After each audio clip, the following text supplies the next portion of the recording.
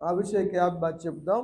Happy birthday to you, happy birthday to you, happy birthday to you dear Abhishek. Happy birthday to you, happy long life to you, happy long life to you, happy long life to you dear Abhishek. Happy long life to you. May God bless to you, may God bless to you, may God bless to you dear Abhishek. May God bless to you. God bless you. మంచిది. దేవుని యొక్క వాక్యాన్ని ధ్యానం చేద్దాం. యెహోవాయే దేవుడని తెలుసుకోండి. ఎందుకని అంటే నరులను సృజించిన వాడు ఆయనే. ఆయనే మనల్ని కలుగొచ్చేశాడు, ఆయనే మనల్ని పుట్టించాడు. గర్భఫలము ఆయన బహుమానముగాను కుమారులను స్వాచ్ఛముగాను అనుగ్రహించింది ఆయనే. మనం ఆయన వారము, ఆయన ప్రజలము కనుక ఆయన స్తుతించాలి. దేవుని స్తోత్రం. మంచిది. 100వ కీర్తన, స్తుతి అర్పణ కీర్తన, 3వ వచనం. యెహోవాయే దేవుడని తెలుసుకోండి, ఆయనే మనల్ని పుట్టించెను. ఎందుకంటే మనల్ని మనం కలుగు చేసుకోలేదు. అక్కడ పైన ఉంటుంది నెంబరు, కింద ఫుట్నోట్లో ఉంటుంది. మనలను మనమే సృజించుకొనలేదు, అంటే కలుగు చేసుకోనలేదు. మరి ఎవరు కలుగు చేశారు? దేవుడే కలుగు చేశాడు. చదువు. కాబట్టి మనము ఆయన వారము, ఆయన ప్రజలము. అందుకనే ఆయన స్తుతించాలి అన్న విషయాలు మనం చూస్తూ ఉన్నాం. ఆయన సన్నిధికి రావాలి కృతజ్ఞతతో, సంతోషముతో, ఉత్సాహగానముతో ఆయన సన్నిధికి రావాలి అని ఇది స్తుతి అర్పణ కీర్తన. దీనిలో ఈ మాటలు మనం చూస్తూ ఉన్నాం కదా. కుమారుడు కావాలని ప్రార్థించి మొక్కుకొని ఆత్మను కుమ్మరించుకొని దైవజన్ని దీవెన పొందుకున్నటువంటి అన్న కుమారుడు కలిగిన తర్వాత దేవుని మందిరానికి తీసుకొచ్చి ఈ బిడ్డను దేవుడు మాకు అనుగ్రహించాడు, మా మనం విని అని 27వ వచనం సమూయేలు మొదటి గ్రంథం. ఈ బిడ్డను దయచేయమని మేము దేవునితో చెప్పిన మనవిని ఆయన అనుగ్రహించాడు, విని అనుగ్రహించాడు. సమూయేలు అంతటాని కాదు, కానీ మేము కూడా అభిషేక విషయాల్లో అదేవిధంగా ప్రార్థన చేశాం. దేవుడు మాకు ఈ బిడ్డను అనుగ్రహించాడు. దేవునికి స్తోత్రం. స్వాచ్ఛంగా దేవుడు అభిషేకును ఇచ్చాడు. అభిషేక్ పుట్టుక ముందే అబ్బాయి పుడతాడని, అబ్బాయికి అభిషేక్ పేరు పెడుతున్నామని సంఘంలో ప్రకటించారు. అంతకుముందు ALCC Andhra Lutheran Christian councils, Lutheran చర్చిస్లో చేశాను. తర్వాత సొంతగా చర్చ్ ఆఫ్ సాల్వేషన్, రక్షణ సంఘం అన్నది సొంతగా నేను, సుధాకర్ గారు వచ్చారు కదా, సుధాకర్ గారు, అబ్బాయి అగస్టిన్, ముగ్గురు కలిసి పెట్టాం. అది కట్టిన తర్వాత సంఘం నడిపేటప్పుడు అందరూ వచ్చేవాళ్ళు. అప్పుడు కళ్ళు మూసుకుంటేనే దేవుడు దర్శనాలు చూపించేవాడు. ఎక్కువగా ఆత్మ నింపుదల ఎక్కువగా ఉండేది. ఏదైనా జరగబోయే చెప్పేసేవాళ్ళం. ఏం జరుగుతుంది, ఏం జరగబోతా ఉంది చెప్పేసేవాళ్ళం. మనిషికి ప్రార్థన చేసినా కూడా క్షానింగులతో అవసరం లేదు. మీకు ఆ పార్ట్‌లో బలహీనత ఉంది, ఈ పార్ట్‌లో బలహీనత ఉంది. నువ్వు అక్కడ బాధపడుతున్నావు, నువ్వు ఈ సమయాల్లో దీని గురించి బాధపడుతున్నావు. దేవుడు తెలియజేస్తే చెప్పేసేవాళ్ళు. అట్లా చాలామంది వచ్చేవాళ్ళు రాత్రులు చేయించుకునేటప్పుడు. అప్పుడు దేవుడు చూపించిన దాన్ని బట్టి నేను చెప్పాను, ఈసారి మాకు అబ్బాయి పుట్టబోతా ఉన్నాడు, అబ్బాయి పేరు అభిషేక్ అని. అప్పుడు ఇంకా ప్రెగ్నెన్సీ కూడా రాలా. అయినా అందరు నమ్మారు. ఎందుకంటే అంతకుముందు జరుగుతున్నాయన్నీ చెప్తున్నాయన్నీ సుధాకర్ గారు నేను చెప్తూ ఉండేవాళ్ళం. మాకు ఎంతో సహాయకుడుగా, ఆత్మీయ బిడ్డగా పౌలు గారికి తిమోతి గారు ఎలా ఉన్నాడో అగస్టిన్ అలా ఉన్నాడు మాకు, మా ఇద్దరికి. అంత మంచిగా పరిచర్య చేసేవాడు. మైకులు కట్టడం కానీ, ఫోటోలు పెట్టుకునే విషయంలో కానీ, దెయ్యాలు వదలు కొట్టేటప్పుడు అందరూ బొర్లాడేవాళ్ళు. అలాంటి సమయంలో మాకెంతో హెల్ప్ఫుల్గా ఉన్నాడు. నిజంగా ఆత్మీయపడ్డ దూరం అయ్యాడు మాకు. చేస్తున్నాడు, ఖమ్మంలోనే చేస్తున్నాడు. అయితే చర్చి లేని ఏరియా అది, హిందువుల మధ్య. ఇప్పుడు మనలాగా సౌదరీస్ మధ్య చేస్తున్నాడు. వాళ్ళు స్థలం ఇచ్చారు అంటే సంస్థలు చేయట్లా, సంస్థ నుండి బయటకు వచ్చేసాడు,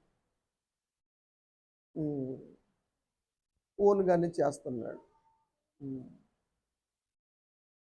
సరే, అప్పుడు మేము అనుకున్న విధంగా దేవుడు మాకు కూడా అభిషేకనిచ్చాడు.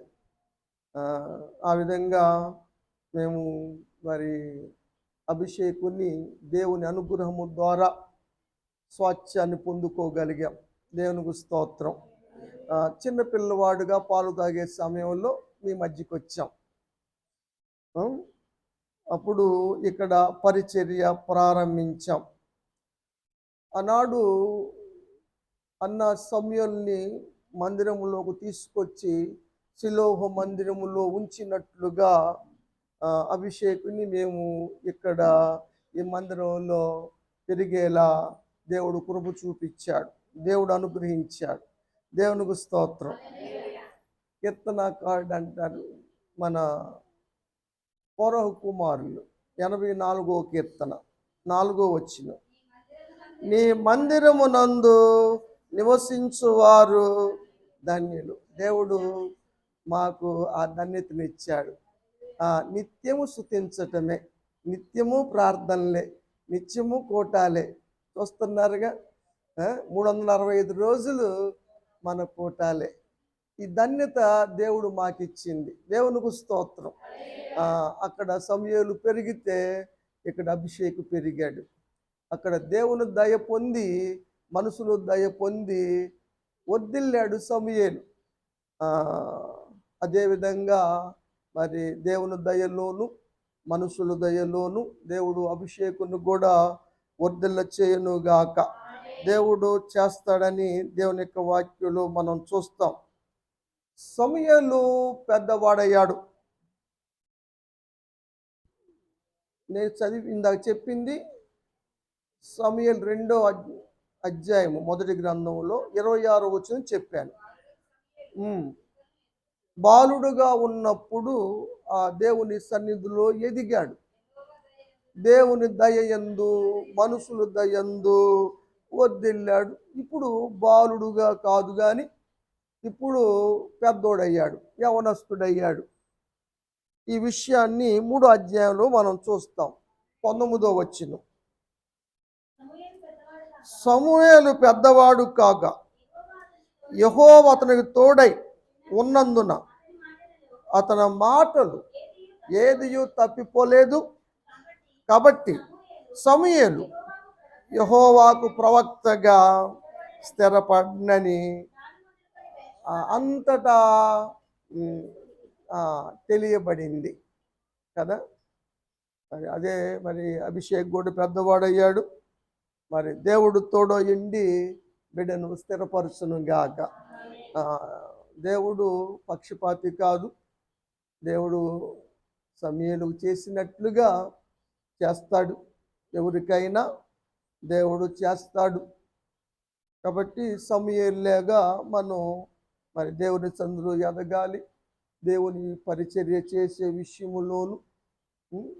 మరి దేవుని కృపను బట్టి బీటెక్ చేశాడు, డిగ్రీ పాస్ అయ్యాడు, మరి థియాలజీ కూడా చేశాడు, బ్యాచిలర్ ఆఫ్ థియాలజీ కూడా చేశాడు, 2 డిగ్రీలు పుచ్చుకున్నాడు. వాక్యం చెప్తాడు, మీ అందరికీ తెలుసు కదా. 2 కోటాలు 3 కోటాలు అయినప్పుడు అభిషేక్ నాకు తోడుగా ఉండి చెప్తూ ఉండేవాడు. పరిశుద్ధాత్మ కూటం కూడా జరిపిస్తూ ఉండేవాడు మంచిగా. తర్వాత మన అబ్బాయికి ఢిల్లీ వెళ్ళటము, అక్కడి నుంచి కలకత్తా వెళ్ళటం, మళ్ళీ చెన్నై వెళ్ళటం, మళ్ళీ ఆ విధంగా ఊర్లు తిరగటం వల్ల రావట్లేదు. కానీ వచ్చినప్పుడల్లా చెప్పడానికి ట్రై చేస్తాడు. మీరు అందరూ కూడా వింటూ ఉన్నారు. దేవుడు నిజంగా అటు ధన్యతను దేవుడు ఇచ్చాడు. సమూయేలుకి ఇచ్చినటువంటి ఇంకో ధన్యత ఏమిటంటే దీర్ఘాయుష్ను కూడా ఇచ్చాడు. నిండు 100 ఏళ్ళు, నిండు వృద్ధాప్యం దాకా కూడా సమూయేలు జీవించినట్టుగా వాక్యం చెబుతూ ఉంది. న్యాయాధిపతిగా ఆయన జీవించాడు. 7వ అధ్యాయం అనుకుంటూ చూడండి. న్యాయాధిపతిగా చేశాడు. వృద్ధుడుగా ఉన్నాడు చూడండి. చాలా ముసలివాడు వరకు జీవించాడు. అదేవిధంగా అభిషేక్ కూడా దేవుడు దీర్ఘాయుష్ ఇచ్చి నిండు వృద్ధాప్యం దాకా జీవించే సంవత్సరములను దేవుడు అనుగ్రహించును గాక. దేవుడిస్తాడు. ఇస్సాకు వృద్ధాప్యంలో పుట్టినవాడు యోసేపు. అందుకని నా వృద్ధాప్యంలో పుట్టాడు అని ఒక నిలువు టంగీని పుట్టించాడు. కానీ కథమా వాళ్ళు ఓర్చుకోలేకపోయారు కదా. నిజంగా ఎప్పుడైనా అంతే, ఓర్చుకోలేని జనాంగమే ఎక్కువ. 37వ అధ్యాయం ఆదికాండం 3వ వచనం చదువుదాం.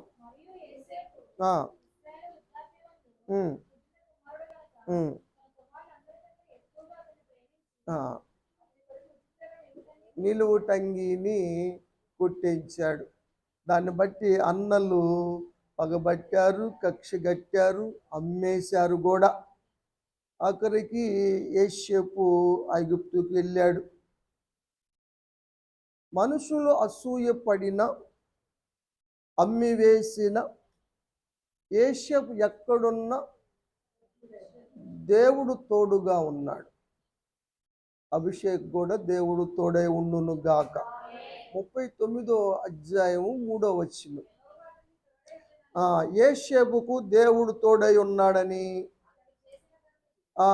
యోసేపు చేస్తున్నదంతయు దేవుడు సఫలం చేస్తున్నాడని అతని యజమానిగా ఉన్న పోతీఫరు యోసేపు మీద కటాక్షం ఉంచి యోసేపును పరిచర్యకు అప్పగించాడు. తన ఇంటి మీద విచారణకర్తగా నియమించి ఇంటి సమస్తాన్ని కూడా యోసేపుకు అప్పగించాడు.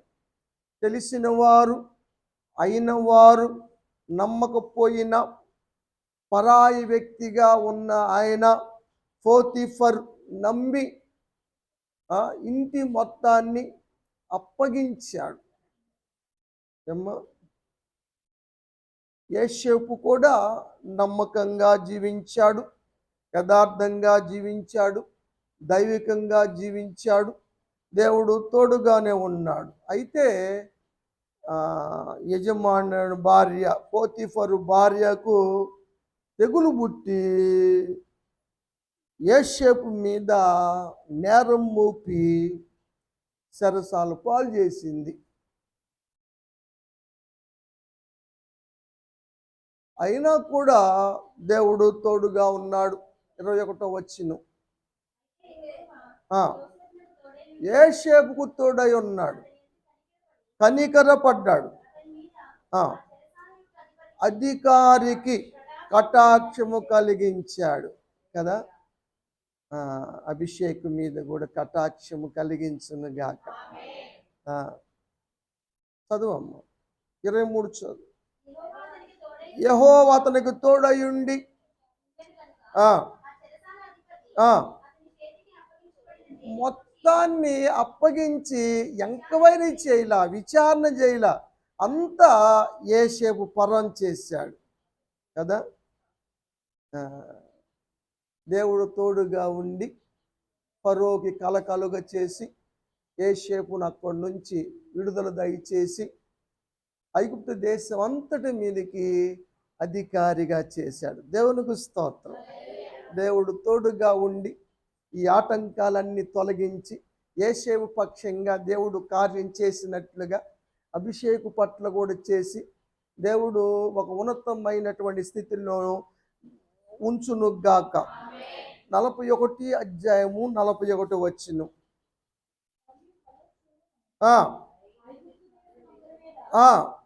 ఐగుప్తు అంతటి మీద నిన్ను నియమించి ఉన్నాను యోసేపుతో చెప్పాడు. ఉంగరమును తీసి యోసేపు చేతికి పెట్టాడు. చాలా విలువైన వస్త్రాలు, రాజ వస్త్రాలు ధరింపచేసి తన రెండవ రథం మీద ఎక్కించి మరి అందరికీ వందనాలు చేయమని చెప్పాడు. యోసేపు ఆజ్ఞ లేకుండా చెయ్యి కానీ కాలు కానీ కదపకోకుండా అంత అధికారాన్ని ఇచ్చాడు కదా. పోతీఫర్ భార్య కూడా వచ్చి వందనాలు పెట్టే స్థితికి తీసుకొచ్చాడు దేవుడు, పెట్టించాడు అంతే వాళ్ళకి అక్కడ నుంచి కదా. యోసేపు అక్కడే ఉన్నాడు, 30 సంవత్సరాల వయసులో అధికారానికి వచ్చాడు. ఆ సందర్భంలో అక్కడ మనం చూస్తూ ఉన్నాం. యోసేపు నిన్ను 100 ఏళ్ల పైన జీవించాడు, 110 సంవత్సరాలు ఆయుష్ కలిగి జీవించినట్టుగా పరిశుద్ధ గ్రంథం తెలియజేస్తూ ఉంది. ఆయుష్ కాలము దేవుడు ఇచ్చినది. దావీదు ప్రార్థన చేస్తే ఆయుష్ కాలం ఇచ్చినట్టుగా మనం ప్రార్థన చేస్తూ ఉన్నాం. దేవుడు ఎవరి నిమిత్తం ప్రార్థన చేసినా వారికి క్షేమస్థితిని, అదేవిధంగా దీర్ఘాయుషును దేవుడు దయచేస్తాడని దేవుని యొక్క వాక్య భాగము తెలియచేస్తుంది. మనం ప్రార్థన చేస్తున్నాం కనుక దేవుడు తప్పనిసరిగా అభిషేకు దీర్ఘాయుషును క్షేమస్థితిని దయచేయును గాక. దావీదు మీద సౌలుకు విసుపు చూపు ఉంది. మంచి చేసిన, మేలు చేసిన కానీ ఆ విసుపు చూపు పోలేదు. కానీ దేవుడు మాత్రం తోడై ఉన్నాడని వాక్యం చెబుతా ఉంది. జయ జీవితాన్ని కూడా ఇచ్చి ఆ స్థితిని మార్చి రాజుగా అభిషేకించి సదాకాలం నిలిసే దీర్ఘాయుష్ ఇచ్చాడు. శ్రేయస్కరమైనటువంటి ఆశీర్వాదాలను దయచేశాడు. ఆ విధంగా అభిషేక పట్ల కూడా దేవుడు జరిగించునుగాక. శ్రేయస్కరమైన ఆశీర్వాదాలు దయచేయునుగాక. సదాకాలం నిలిచి దీర్ఘాయుష్ను అనుగ్రహించునుగాక. దావీదు దేవుడు చేసిన మేలులను, ఉపకారములను మరవక కృతజ్ఞత చెల్లించటం ద్వారా దేవుడు దావీదుకు అధికమైన కృపను, శాశ్వతమైన కృపను దయచేసినట్లుగా దేవుడు అభిషేక్ కూడా అధికమైన కృపను, శాశ్వతమైన కృపను అనుగ్రహించునుగాక. తన బ్రతుకు దినములన్నీ కృపాక్షేమాలు ఎంట వచ్చునట్లుగా దేవుడు చేయునుగాక. అన్ని విషయాల్లో శత్రువుల మీద జయ జీవితాన్ని ఇచ్చాడు దావీదుకి. ఏ శత్రువు కూడా గెలవలేకపోయాడు. గొలియాతు కూడా మట్టి కరిచాడు కదా. యుద్ధశూరుడైనా, అజానుబాహుడైనా, ఎంతడవాడైనా కదా, దేవుడు దావీదు పక్షంగా ఉండగా దావీదును ఎవరు ఓడించలేకపోయారు. కాబట్టి దేవుడే వేద్యమాడును, దేవుడే విజయం ఇచ్చి దేవుడే ఉన్నతమైన స్థితిని అనుగ్రహించునుగాక. దావీదు నిజంగా నిండు వృద్ధాప్యం వరకు కూడా జీవించాడని వాక్యము తెలియచేస్తూ ఉంది. మొర్దెకై దేవుని నమ్మినవాడు, దైవికంగా ఉన్నవాడు, దేవుని కొరకు నిలిచినవాడు, ప్రధానమంత్రి వచ్చినా నమస్కరించక నేను యూదుడను, ఆ పని నేను చేయజాలని ఎంతో భక్తిగా నిలిచినవాడు. అలాంటి వ్యక్తి మీద ప్రధానమంత్రి సైతం పగపట్టి హామాను మరి తనకి తన వంశానికి హాని చేయాలని కంకణం కట్టుకొని శాసనము చేయించాడు కదా. అయినప్పటికీ కూడా దేవుడు తోడుగా ఉండబట్టి, మొర్దెకైని దేవుడు దీవించబట్టి పగబట్టిన హామాను కుటుంబం అయిపు లేకుండా పోయింది. గేట్ కీపర్గా ఉన్న మొర్దెకై దేశానికి ప్రధానమంత్రి అయ్యాడు. 10వ అధ్యాయంలో మనం చూస్తాం. ప్రధానమంత్రి అయ్యాడు. అందరితో మంచిగా ఉన్నాడు కదా. అది మంచి పేరు తెచ్చుకున్నాడు కదా. నాకు ఒకసారి వాగ్దానం వచ్చింది, నువ్వు మంచివాడు అనిపించుకుందు అని నాకు వచ్చినప్పుడు నీకు చెప్పిన సాక్ష్యంగా చెప్పాను నేను. కాబట్టి దేవుడు మంచి ఎక్కడికి పోదు, నిజాయితీ ఎక్కడికి పోదు, న్యాయం ఎక్కడికి పోదు, అన్యాయం ఎప్పటికీ గెలవదు. వేద్యం ఆడేది దేవుడు, న్యాయం జరిగించేది దేవుడు. కాబట్టి మన అని మనం ఆలోచించేసిన